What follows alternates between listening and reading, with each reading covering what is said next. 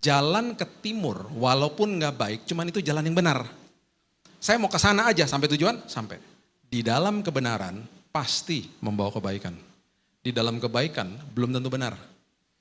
Itu sebabnya banyak orang yang mengatakan bahwa kan ini baik-baik aja menurut mata dunia.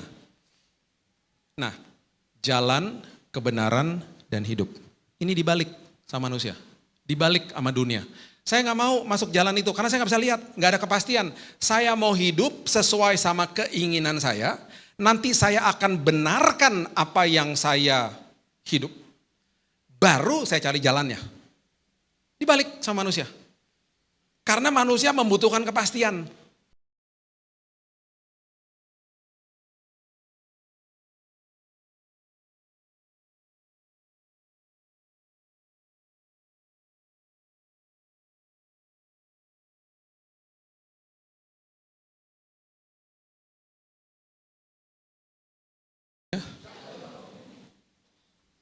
Kita buka sama-sama di Yohanes pasalnya yang ke-10, ayatnya yang ke-10. Kita baru lewati Natal, dan biasanya kalau Natal itu banyak hal yang kita diingatkan lagi, tapi biasanya masuk ke dalam tahun yang baru kita mulai lupa. Dan biasanya masuk tahun baru kita mulai buat resolusi, komitmen-komitmen yang baru. Itu sebabnya di bulan Januari gym rame, banyak member baru. Nanti Februari sama Maret balik lagi normal. Orang-orangnya lupa lagi semuanya. Jadi yuk kita mengingatkan diri kita bahwa Yesus itu hadir, dan seringkali kalau di Natal didengungkan, ayo jangan Natal aja, rayakan Kristus lahir dalam hidup kita setiap hari, terus nanti nyalain lilin, ayo jadi orang yang tepat, jadi terang dunia. Pas sudah lewat kita lupa. Jadi gini, ketika kita tidak menerima yang terbaik dari Tuhan, kita akhirnya sulit untuk memberikan yang terbaik kepada Tuhan dan juga kepada yang lain. Karena kita selalu berupaya pakai tindakan dan upaya kita sendiri. Jadi kita mulai bingung. Apalagi kalau ketika didengungkan dari atas mimbar. Ayo Bapak Ibu berikan yang terbaik. Bahkan yang suka menggelitik saya adalah ketika mulai sebuah ibadah di dalam sebuah gedung gereja, kita berdoanya begini, Tuhan hari ini kami mau memberikan yang terbaik Tuhan. Itu semuanya sah dan bagus banget doa seperti begitu. Terus kemudian kita duduk tenang, kita sakral gitu ya, terus kita berpikir saya bernyanyi, dengerin khotbah, kasih persembahan, terus nanti pengumuman doa berkat pulang. Itu berarti saya sudah memberikan yang terbaik. Betul, itu salah satunya. Dan itu cuma 1,5 jam di sini. Ya, kadang-kadang sejam malah. Terus kita pulang. Harusnya karena kita sadar bahwa kita gerejanya, ini gedungnya, waktu kita masuk ke dalam rumah kita mendengungkan doa di dalam sini yang sama seperti kita lakukan di sini. Tuhan, aku sampai ke rumahku berubah jadi tempat ibadah karena aku gerejanya. Tuhan, aku mau memberikan yang terbaik di dalam sini. Apapun yang aku sudah terima dari Tuhan, aku mau memberikan yang terbaik. Aku mau jadi orang yang tepat bagi keluargaku. Besok masuk ke kantor, dengungkan lagi doa yang sama di dalam hati. Tuhan, ini ibadahku di dalam gedung kantor. Tuhan, aku mau memberikan yang terbaik kepada Tuhan. Kalau enggak, jadi jagoan kandang. Dia cuman orang-orang yang beribadah di hari Minggu, that's it, selesai. Akhirnya esensi jadi terang, jadi garam, hilang semuanya. Karena kita cuman jadi garam sama terang di dalam gedung gereja. Dan kita semuanya ketika masuk dalam gedung gereja, semuanya manis-manis. Semuanya gini, shalom, shalom, semua gitu kan. Jadi Bapak Ibu gak bisa validasi saya, ngelihat saya berdiri di sini, gak bisa. Harus tanya aslinya Billy Lantang tuh di rumah. Sama kedua anak saya, sama istri saya, sama Mbak yang kerja di rumah. Dia baru tahu tuh aslinya saya seperti apa. Ya. Jadi ada satu Mbak kerja sama saya, dia kerjanya udah 24 tahun kerja sama saya. Dia itu udah dikasih tahu, Mbak kalau hari Senin, jangan ketok-ketok kamar. Karena saya itu biasanya kalau hari Senin hari libur lah, karena capek kalau Minggu ya. Saya nanti di hari Senin tuh bangun agak siang. Kalaupun bangun pagi saya juga pengen di kamar, pengen me time, pengen sendiri gitu. Biasanya anak saya yang kedua kalau pergi sekolah diantar istri saya kalau hari Senin. Nah, Mbak di rumah itu yang 24 tahun kerja sama saya suka lupa. Dia suka sering ketok kamar padahal dia udah dikasih uang belanja, minta uang sayur karena tukang sayur datang. Jadi nggak selalu tuh kalau hari Senin dia nggak ketok kamar. Sesekali adalah dia ketok kamar karena dia lupa tuh hari Senin. Uang belanja, dia galak loh by the way ya. Badannya gede dan galak dia. Terus saya buka dong kamar. Dengan mata kayak begini. Kenapa mbak? Uang belanja gitu, langsung gitu. Ini hari apa? Terus dia bengong nanti. Astagfirullahaladzim. Iya benar ya hari Senin. Aduh mohon maaf pak. Dia jalan. Saya udah gak bisa tidur. Apakah waktu dia begitu saya ngamuk-ngamuk sama dia? Mulai hari ini. Gak usah makan sayur lagi. Tukang sayur gak boleh masuk ke depan, portal aja semua jalan. Apakah saya ngomong gitu sama dia? Enggak. Saya gak pernah begitu. Bahkan dia yang galak sama saya. Dulu kalau anak-anak masih kecil-kecil karena dia protektif banget. Karena tuh 2 anak dibesarin sama dia juga. Itu kalau anak-anak pergi lagi saya ajak jalan-jalan kalau malam. Dia telepon saya. Karena tuh besoknya hari sekolah kan. Jam 9 belum pulang. Misal dia telepon. Mbak kalau di rumah, kalau telepon majikan biasanya kan dimulai dengan kata-kata apa? Mohon maaf pak, permisi pak, halo. Biasa normal lah. Dia gak pernah gitu. Kalau telepon lagi ngamuk, lagi kesel anak-anak dibawa-bawa pergi. Posisi di mana? Lo pikir Google Map apa? Gue supir Grab ya. Posisi di mana? Kenapa sih mbak? Gitu. Itu anak-anak gak tidur siang. Besok kan sekolah, ditaruh telepon cekrek gitu. Anak-anak gue juga kenapa lo yang sewot? Sampai rumah karena badannya gede kan, anak-anak udah tidur, masih kecil-kecil. Digendong tuh, satu kanan, satu kiri. Sambil jalan masuk ke rumah, sambil ngedumel. Anak-anak dibawa-bawa pergi aja gitu. Anak-anak gue juga, kenapa sih lo gitu. Saking sayangnya sama tuh anak-anak.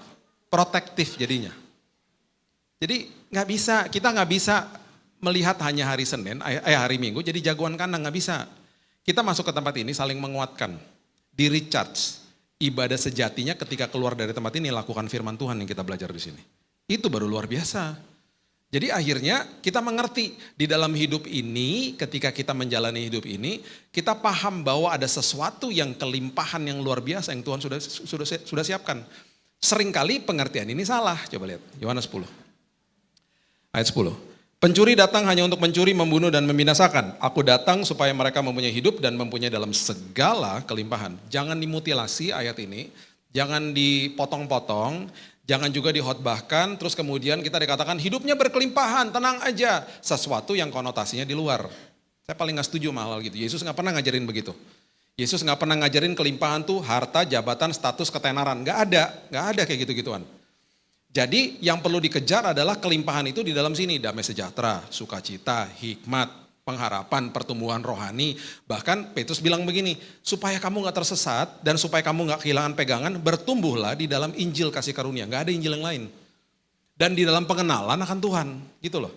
Jadi kelimpahannya tuh dikasih di sini. Nanti ketika semuanya Tuhan titipkan yang ada di luar, kita jadi pengelola yang hebat. Itu maksudnya.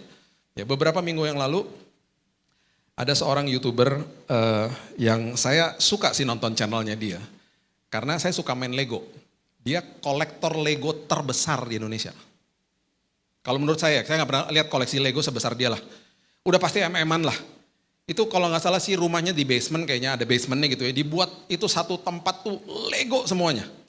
Saya terkesima lah lihat dia. Belum lagi dia punya koleksi sepatu, mungkin 1000 kali sepatunya. Dan di dalam ruangan koleksi sepatu itu pakai AC pastinya. Dan sepatunya ya mahal-mahal lah, bukan sepatu murah-murah aja. Dia suka kasih tunjuk dan lain sebagainya. Masih muda. Kira-kira 3 minggu yang lalu dia kena serangan jantung meninggal. Terus saya sampai mikir gini, itu koleksinya kepada kemana ya? Siapa yang take care, siapa yang manage? Semua yang kita melekat dengan kita, yang ada di dalam hidup kita, itu semu soalnya. Karena kita masuk ke dalam dunia gak bawa apa-apa, pulang gak bawa apa-apa. Kita waktu masuk ke dalam dunia kita dimandiin, keluar dari rahim ibu, nanti waktu meninggalkan dunia juga kita dimandikan dan dikasih baju lagi. Di dalam 2 periode ini, di dalam 2 event ini ketika dikasih baju bisa komplain gak? Mana ada bayi bilang gini, jangan yang ini dong warnanya, mana ada? Apalagi kalau udah meninggal, jangan yang ini dong jasnya, bisa bubar yang layat. Gak bisa, kita masuk ke dalam dunia gak berdaya, keluar pun gak berdaya. Selama kita hidup ini semua yang melekat sama kita itu titipan-titipan yang perlu dikelola. Kalau dalamnya gak kelimpahan, luarnya pasti jadi dodol. Gak jadi benar akhirnya gitu loh. Saya gak salahkan orang koleksi ya. Gak sah-sah aja kok orang mau koleksi. Cuman harus diingat itu semu kok semuanya. Saya sampai mikir kemarin. Saya mikirin itu pada kemana tuh barang-barangnya dia semuanya. Itu luar biasa loh. Koleksinya dahsyatnya minta ampun gitu. Ya. Oke. Coba lihat 2 Korintus pasal yang ke-8 ayat yang ke-9. 2 Korintus 8 ayat yang ke-9. Karena kamu telah mengenal kasih karunia Tuhan kita Yesus Kristus, bahwa ia yang oleh karena kamu menjadi miskin, sekalipun ia kaya, supaya kamu menjadi kaya oleh karena kemiskinannya. Seringkali dua ayat ini dikaitkan, kemudian mulailah didengungkan Injil-Injil kemakmuran. Nggak ada seperti begitu, kita jadi kaya di dalam sini. Nah itu sebabnya kalau kita kayanya di dalam sini, mata rohani kita akan kebuka. Kita di dalam kehidupan kita berjalan bersama Tuhan, ketika kita disuruh masuk ke dalam jalannya Tuhan, kalau kita nggak pakai mata rohani masuk ke dalam tahun yang baru, kita nggak bisa lihat ujungnya seperti apa. Kita akhirnya banyak orang gugur imannya, komplain sama Tuhan, nggak pernah bertumbuh karena orientasinya mata jasmani. By the way, tanggal 14 Februari nanti yang pilih pemimpin bagi bangsa Indonesia adalah Tuhan. Tenang aja, ya jangan debat kusir. Saya suka bingung ngeliatin orang kalau udah mau pemilu, debatnya hebat banget deh. Lebih hebat daripada mereka debat di TV. Udah gitu live group lagi. Aduh ampun banget ini orang-orang. Di beberapa grup yang saya jadi adminnya saya bilang ya, gak boleh posting-posting politik. Nanti tanggal 14, teman-teman yang aku kasihi, yuk main ke rumah saya bilang sama teman-teman saya ya. Habis selesai nyoblos ke rumah saya, baru kita buka-bukaan di situ. Udah ya, beres ya. Udah gak bisa ngapa-ngapain kan kalau udah ngaku kan nantinya. Udah tenang aja, tanggal 14 Tuhan yang pilih sendiri. Kita minta hikmat aja sama Tuhan. Hargai pendapat orang lain, udah beres. Buktinya selama ini Tuhan jaga Indonesia kok. Jadi makmur, jadi jaya, terus dibawa naik terus. Karena apa? Anak-anak Tuhan berdoa. Pilihan Tuhan pasti tepat, tenang aja. Bukan pilihan saya yang tepat, pilihannya Tuhan. Jadi Tuhan kasih hikmat sama kita gitu loh. Nah kita nih baru buka sebuah pintu di tanggal 31 Desember kemarin. Tulisannya 2024. Kita mana tahu ujungnya seperti apa. Nah ribuan tahun yang lalu ada seorang namanya Abraham berangkat dari kota namanya Ur, disuruh sama Tuhan ke tanah Kanaan yang akhirnya cikal bakal jadi bangsa Israel. Ketika dia berangkat, perhatikan Ibrani 11 ayat 8 mengatakan gini. Ibrani 11 ayat 8. Karena iman Abraham taat ketika ia dipanggil untuk berangkat ke negeri yang akan diterimanya menjadi milik pusakanya. Saya suka dengan kalimat terakhir ini. Lalu ia berangkat dengan tidak mengetahui tempat yang ia tujui. Kita masuk ke tahun yang baru, tahun 2024, tanpa mengetahui ujungnya seperti apa. Kita berangkat dikasih tahu arahnya sama Tuhan, ujungnya gak dikasih lihat. Itu sebabnya banyak orang akhirnya ketika tidak mengerti jalan Tuhan, akhirnya mulai komplain sama Tuhan, karena gak bisa lihat ujungnya. Dia gak bisa lihat Tuhan sedang bekerja hari ini, karena memang mata jasmaninya gak bisa lihat. Ya, coba kita buka Yohanes 14 ayat 6. Ini adalah sebuah prinsip yang Tuhan katakan kepada Thomas. Yang lucunya habis setelah itu ya, Thomas ini meragukan Tuhan, meragukan Yesus waktu Yesus bangkit. Dia kasih tahu ini sama Thomas ketika berdiskusi. Makanya banyak orang masuk ke dalam jalannya dia itu, kalau mata rohaninya nggak dibuka, akhirnya pada banyak yang meragukan Tuhan, mempertanyakan Tuhan ujung-ujungnya. Yohanes 14 ayat 6 mengatakan, akulah jalan, kebenaran, dan hidup. Kita sudah mungkin pakemlah sama ayat ini ya. Coba perhatikan ini baik-baik. Jalan, kebenaran, dan hidup. Kalau kamu mau memiliki kehidupan yang berkelimpahan di dalam aku, masuk ke dalam jalanku. Seringkali kita bilang gini, Tuhan jalan ini ujungnya kayak gimana? Saya perlu kepastian Tuhan. Kita nggak bisa lihat ujungnya. Tuhan bilang masuk aja jalan sini, nanti di tengah jalan kamu akan menemukan kebenaran. Setelah itu kamu akan memiliki kehidupan yang berkelimpahan. Karena di dalam situ ketika kamu memiliki kebenaran, kebenaran itu akan memerdekakan hidupmu. Paulus bilang begini satu hari, hati-hati dengan hal yang baik. Kamu harus jadi bijak bagi hal-hal yang baik. Karena hal yang baik belum tentu benar. Rumah saya di Jakarta Pusat. Tadi kalau saya mau ke arah sini, arah yang benar ke timur atau ke barat? Kok gak tahu geografi gitu? Ayo, jalan yang benar dari pusat, Jakarta Pusat, kalau mau ke sini Harapan Indah, ke timur atau barat? Timur ya. Kalau tadi pagi saya bilang gini, saya gak mau ke timur, jalannya rusak. Jalan yang baik tuh ke barat. Saya mau ke barat aja, karena jalannya baik. Nyampe tujuan gak? Enggak lah, saya di Karawaci mungkin sekarang. Tetapi ketika prinsip saya begini, jalan ke timur walaupun gak baik, cuman itu jalan yang benar. Saya mau ke sana aja, sampai tujuan, sampai. Di dalam kebenaran pasti membawa kebaikan.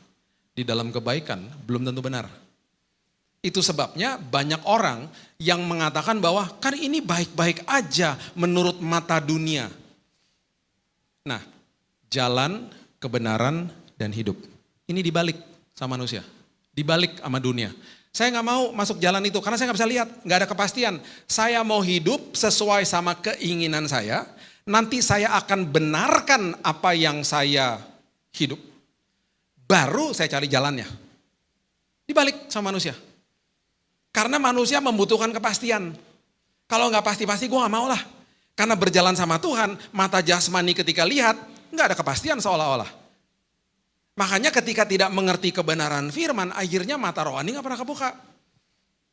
Terjadilah di sebuah negara adidaya, negara yang sangat hebat Amerika, didirikan di atas firman Tuhan. Jalan, kebenaran, dan hidup. Dibalik sama manusia. Dimulai tahun 80-an, kelompok aborsi masuk ke pemerintahan. Kami nggak mau, kami mau ketika kami melakukan seks bebas, ketika sampai ada yang hamil, kami dilegalkan untuk melakukan aborsi. Kami mau hidup seperti keinginan kami, dimulai dari hidupnya, nggak mau masuk jalannya. Setelah saya mau hidup seperti begini, saya akan benarkan cara hidup saya. Mereka ke Kongres, ke DPR, tolong legalkan apa yang saya inginkan, dilegalkan sama negara Amerika. Dan mereka cari jalannya sendiri. Setelah itu kelompok LGBT masuk. Kalau gitu, kalau aborsi dilegalkan, kami juga mau. Legalkan perkawinan sesama jenis. Akhirnya dilegalkan. Bukan sekedar dilegalkan, sekarang kami minta juga supaya semua pasangan-pasangan sesama jenis yang sudah menikah boleh mengadopsi anak. Itu terjadi di hari ini. Mereka ingin hidup sesuai sama keinginan mereka benarkan yang mereka hidup, dan mereka cari jalannya. Itu sebabnya negara ini, negara yang paling bobrok moralnya di dunia, negara ini. Saya dulu tahun 86 ke sana, saya tinggal 13 tahun di situ. Di era waktu saya tinggal itu adalah negara yang sangat takut sama Tuhan. Bahkan presidennya kalau didoain itu ada breakfast meeting hari Sabtu. Ya sekarang nggak ada lagi lah. Breakfast meeting itu di channel namanya C-SPAN. Itu disiarin langsung buat semua rakyat lihat. Presiden itu duduk di bawah, ya, berlutut maksud saya di bawah. Itu pendeta-pendeta seperti almarhum Billy Graham dan lain sebagainya. Itu ketika tumpang tangan beberapa kali dipegang tangannya ditaruh di atas kepalanya presiden. Dan itu disiarin langsung. Sekarang yang disiarin langsung sama White House adalah perayaan Pride atau LGBT kemarin. Bahkan di dalam halamannya White House, Istana Negara, dinaikkan benderanya LGBT, bendera rainbow. Itu yang terjadi hari ini. Makanya hancur moralnya, makanya 25% populasi penjara ada di sana. Di seluruh dunia ya, ada di sana. Yang bayarin mereka makan, inmate semua tahanan-tahanan ini siapa? Negara. Keluar dari uang pajak, hancur negaranya. Itu yang terjadi karena orang membalik semuanya ini. Jangan sampai kita didapati seperti begitu. Jadi ya, di dalam sebuah perjalanan sama Tuhan, level yang paling bawah itu adalah nggak lihat, nggak percaya.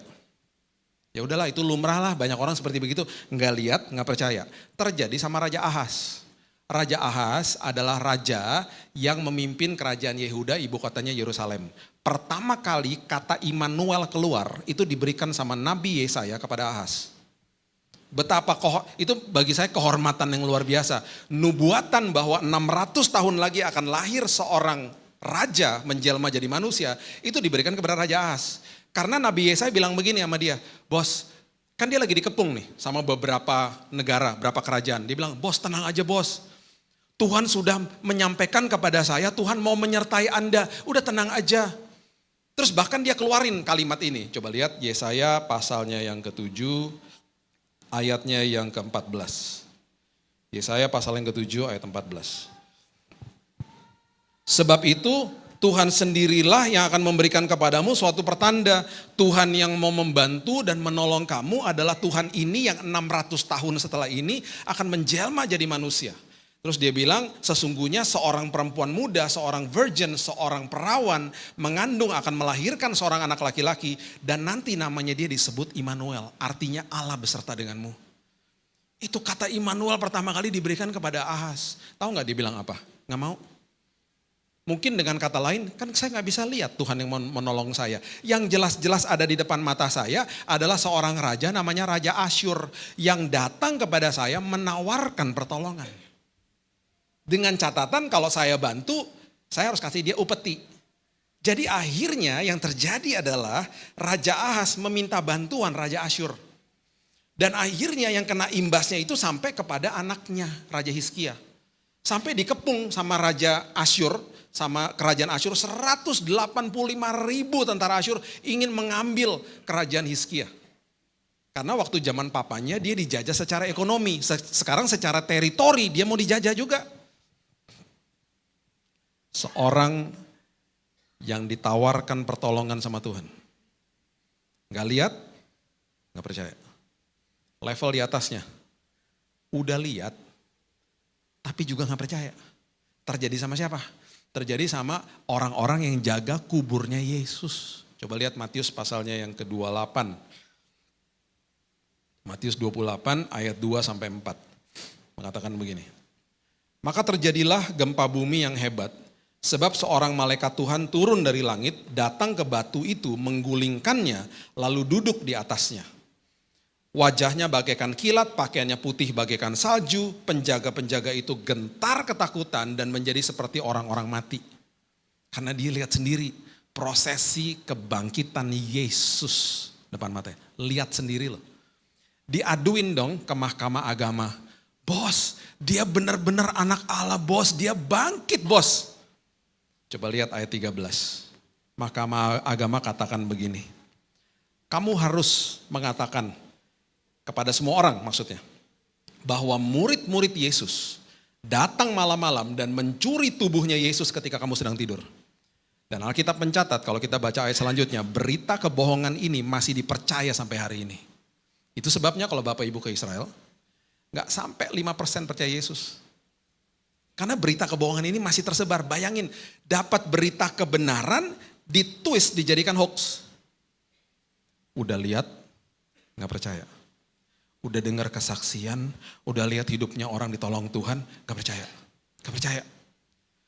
Puji Tuhan ya, puji Tuhan nih para mahkamah agama, imam-imam ini akhirnya ngalamin Tuhan sendiri sih. Dan banyak dari antara mereka yang juga bertobat ya. Kisah Rasul pasalnya yang ke-6 ayat yang ke-7 mencatat begini.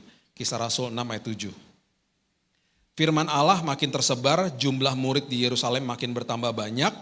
Juga sejumlah besar imam menyerahkan diri dan percaya. Akhirnya ngalamin Tuhan sendiri sih. Cuman sayang aja beritanya udah kesebar kemana-mana gitu ya. Gak lihat, gak percaya. Udah lihat, gak percaya. Ada seorang pemain biola namanya Joshua Bell. Dia punya biola aja dari tahun 1700. Jadi dia ini kalau lagi konser, wah konsernya mahal lah. Bisa jutaan. Satu hari dia ada di sebuah kota di Amerika dan pagi-pagi, malamnya dia mau konser, pagi-pagi dia iseng, dia pakai topi, dia masuk ke stasiun kereta bawah tanah, dia main biola di situ. Ngamen. Iseng aja. Dan di depannya dia tuh ribuan orang lalu lalang, naik kereta, turun kereta, nggak ada yang sadar itu Joshua Bell. Tiba-tiba ada seorang ibu yang lagi lewat, Joshua Bell pakai topi soalnya.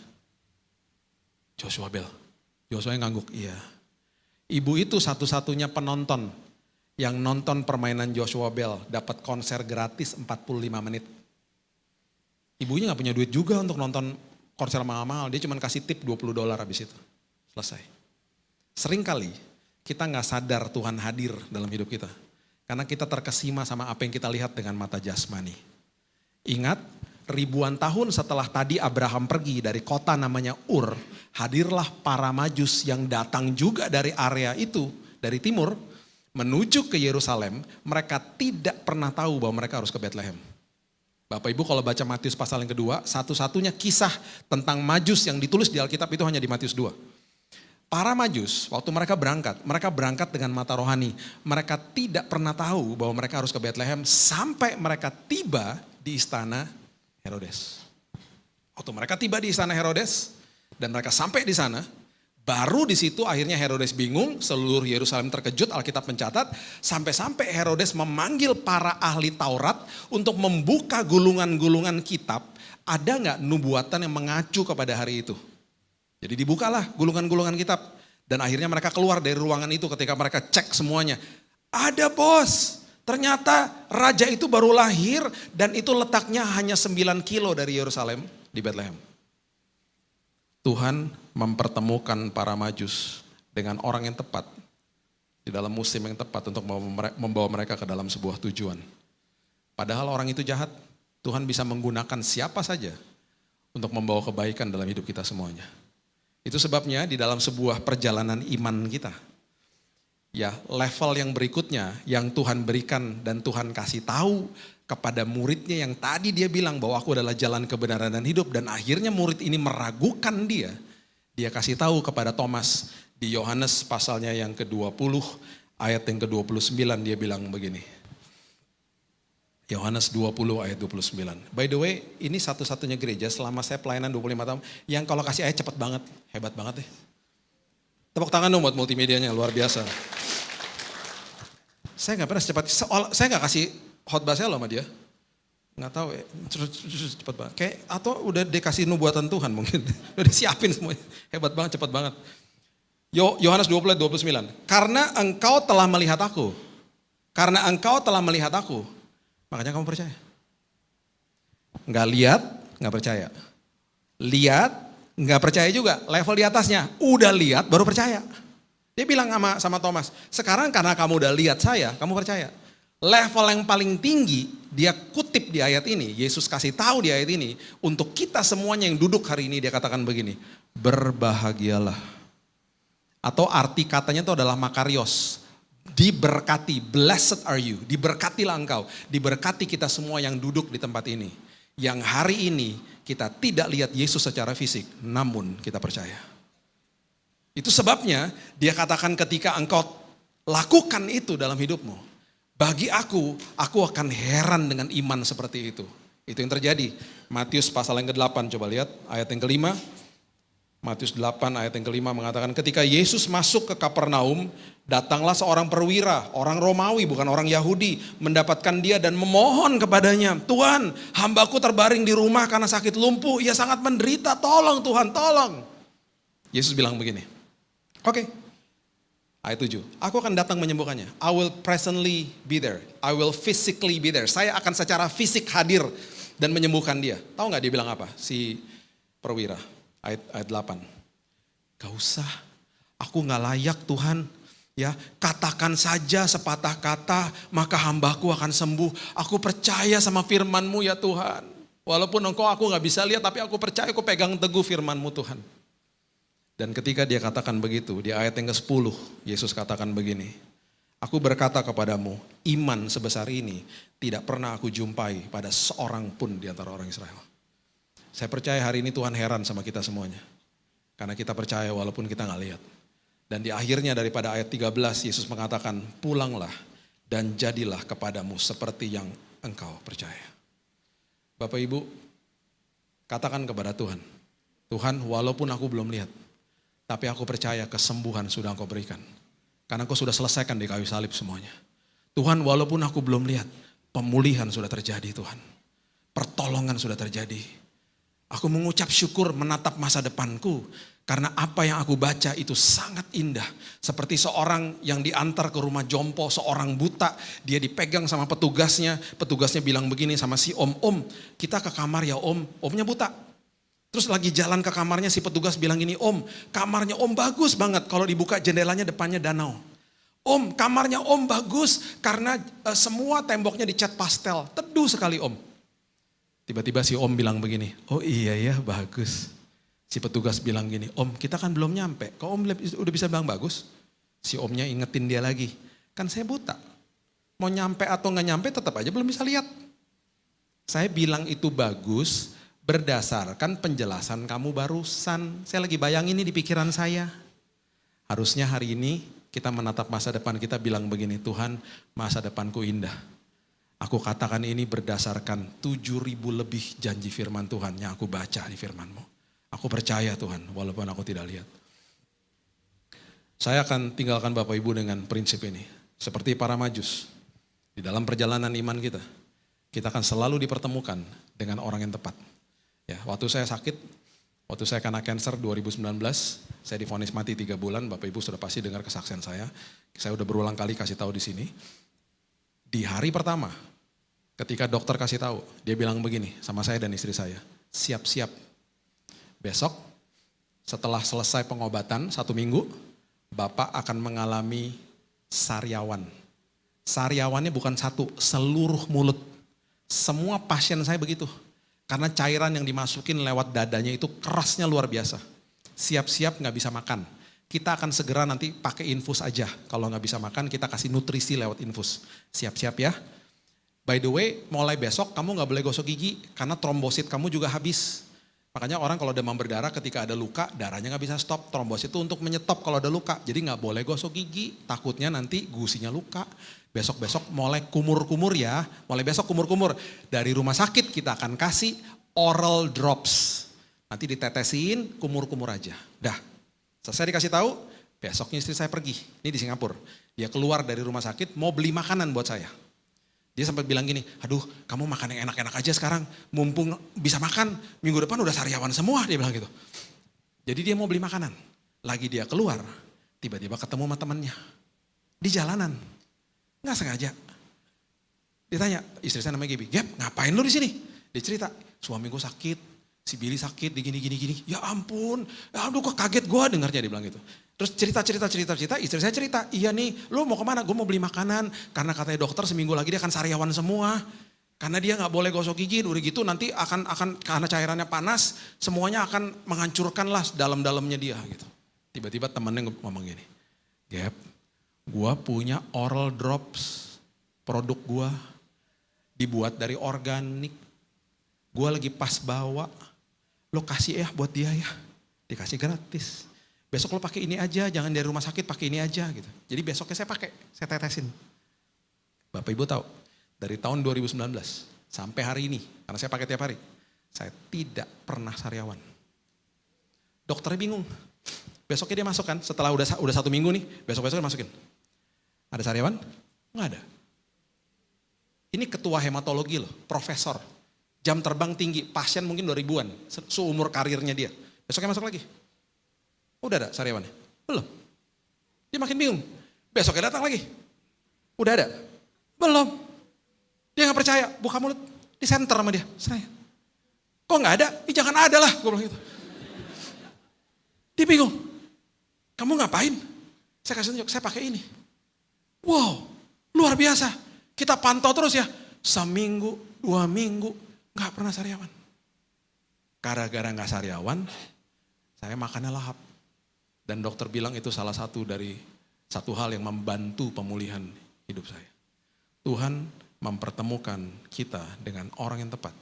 Di dalam musim yang tepat. Untuk membawa kepada tujuan yang tepat. Gak usah takut. Buka mata rohaninya. Tuhan sudah memberikan kelimpahan di dalam sini. Percaya walaupun tidak melihat. Berikan tepuk tangan kita untuk Tuhan kita. Bapak yang baik, terima kasih Tuhan buat pagi yang indah ini. Meteraikan firman ini Tuhan di dalam setiap hati kami. Kami baru memasuki tahun yang baru. Kami gak bisa lihat ujung tahun ini.